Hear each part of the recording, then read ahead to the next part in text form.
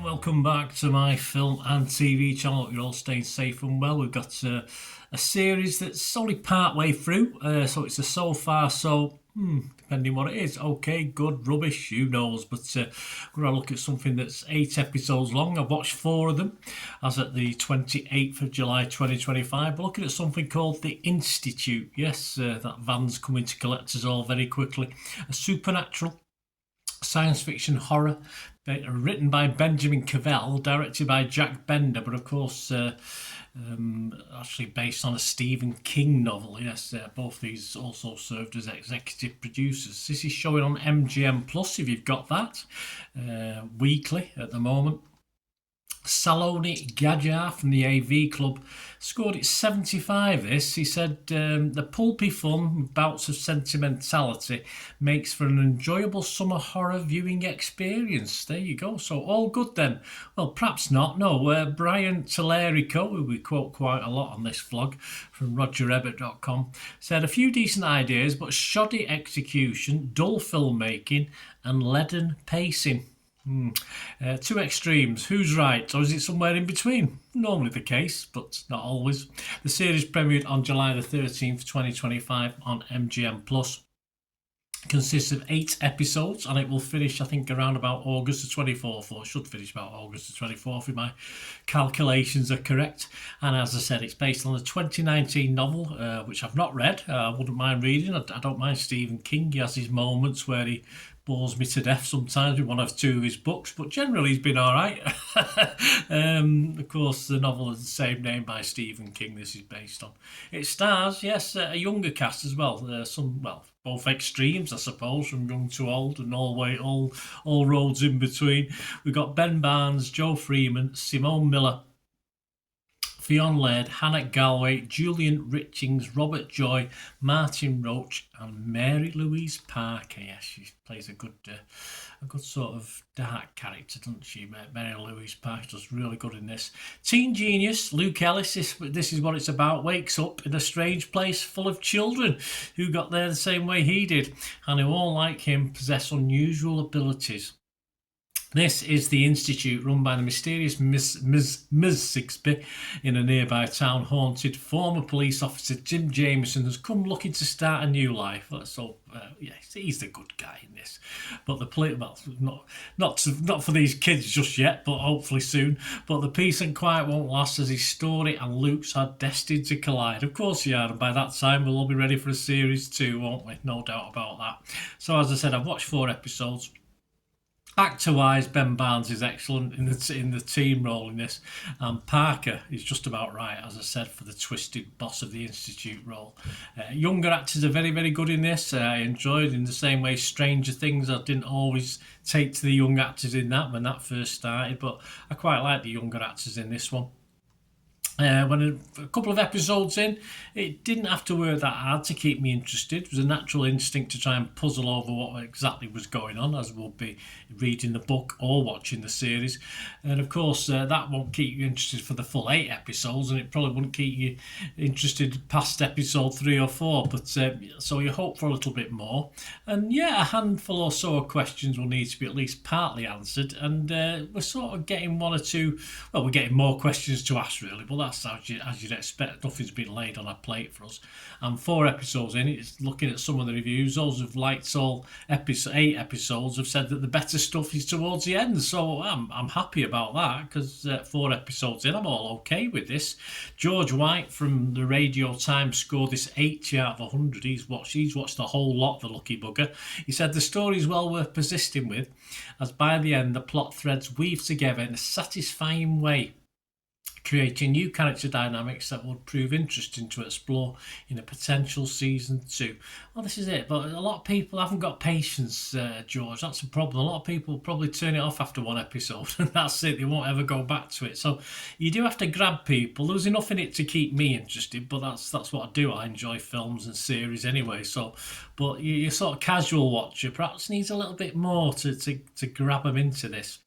Saloni Gadjari, we quoted earlier on, of course, from the AV Club, also went on to say, to get to the real action towards the end, though, requires sitting through a bit of a rough start. This is not an exceptional King adaptation, nor does it subvert the source material. In fact, the hour-long episodes dutifully stick to the book.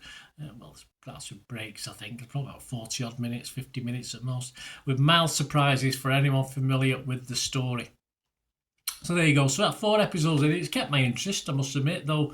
Yes, it can be a bit slow going, as I said. Those not determined to watch it and enjoy it might have turned off by now.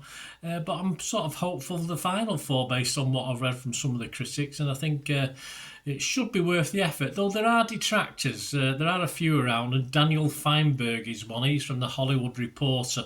He just scored this 40. He said, the Institute never achieves either emotional potency or any sense of gee whiz spectacle. The spectacle element doesn't really matter to me at all. I like the claustrophobic feel, a very small world feel in this institute. You know, there's not much outside world activities. There's bits and pieces, of course there is, but I like that claustrophobic feel to it.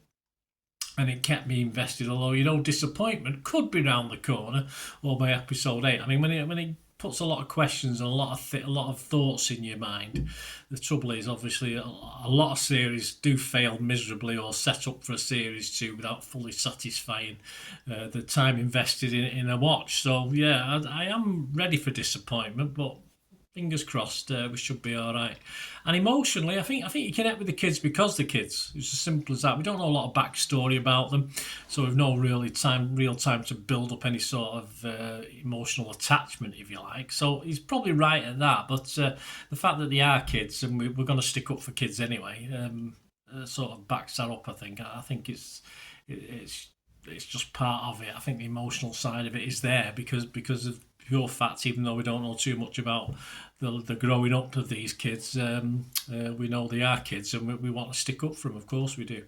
But back to the positive, David Opie from Empire, he scored it 60. He wasn't enthusiastic about it, but he liked it. He said, with engaging twists and a strong teen cast, The Institute is an easygoing summertime horror fix that amounts to more than just MGM plus his answer to Stranger Things. Well, on the subject of Stranger Things, and of course David seems to like it, I felt Stranger Things by the last season, and probably the season before, was losing a bit of impetus for me as it drifted along. And I think 4 episodes of this, The Institute, was certainly of more interest to me than perhaps the equivalent of the last series of Stranger Things. But that's just an aside thing, but my opinion. So let's have a look at some of the scores before we go. I'll give you my final scores as well. Rotten Tomatoes reported a 71% positivity rating, 21 critics, 15 were fresh and 6 rotten, so a reasonable chunk of rotten. I'll make that 16 fresh. Metacritic scored this just 52 out of 100, so a bit low. That's, again, not a lot of critics, only 15 critics. 3 were positive, 11 mixed. I can understand that. But I'm more positive than mixed on this. I do have my doubts, as I say. 1 negative, so it's not a total disaster, but let's make that 3 positive, 4. I'll add to that. Rotten Tomatoes audience, 70% positivity, that's okay. Internet Movie Database, toddling along pretty well. Obviously, a lot of people watching this on an episode by episode basis, and I say it's a bit slow at the moment, so if it's getting a reasonable score, it could go up if it does improve, as a couple of the critics have intimated. 2,000 scores and reviews, it's getting a 6.7. So that's good. That's very good. I mean, I might have thought that'd be a bit lower from some of the views I saw on the various websites. So it's so far so okay for me. I'm liking it. I will carry on watching. Sometimes I do these and think, well, I'm not going back to that unless there's nothing else to watch. But I will look out for this one every time the new episodes drops. I will hopefully watch it. And as I mentioned, I sort of expect things to end a little anticlimactically if it does set itself up for a series 2.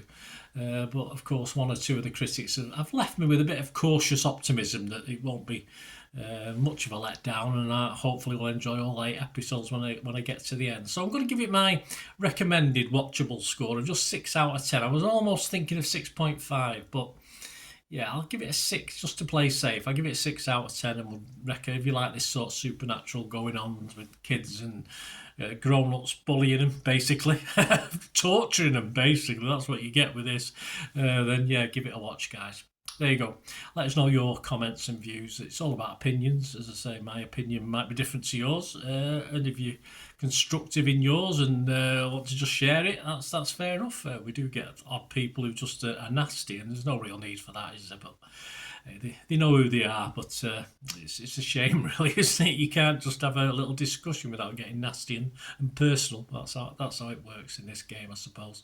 Anyway, thanks for watching. Please, if you enjoy the content, please stay watching and listening. Yeah, there's for my different social media places you can get in touch with me, YouTube, and of course if you want to help support the channel, that'd be wonderful as well. Cheers, guys. Hi again, hope you enjoyed the feature, guys. Thanks for watching. Please, if you did enjoy the content, please give us a thumbs up, and if you've not already done so, press that subscribe button. If you've not already subscribed, that'd be wonderful. It's free to subscribe, absolutely free. Also, check out my social media links if you want to follow me on TikTok, Instagram, X, Facebook. They'll all be in the description below. And my special thanks to supporters of the channel, yes, Piat6505, who have an eBay shop selling film and TV memorabilia, including posters, books, magazines. There'll be a link again in the comments section. And if you're into your football, don't forget my football stuff on Manchester City for general football fans, but mainly City fans, of course. Or if you know someone who might enjoy that, give them a kick in my direction. I'll be very, very grateful.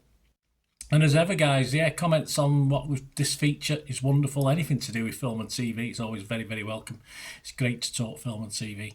I thank you guys for your support. Stay safe, everyone.